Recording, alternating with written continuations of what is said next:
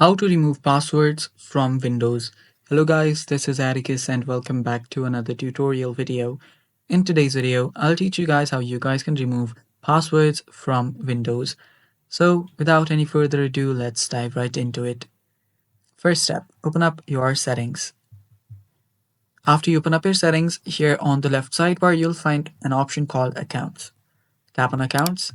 After you tap on Accounts, here you will see Account Settings right over here. Scroll down until you see an option called Sign In Options under Account Settings. Tap on Sign In Options. After you tap on it, here you'll find all of your security measures, and there you'll find your password or PIN.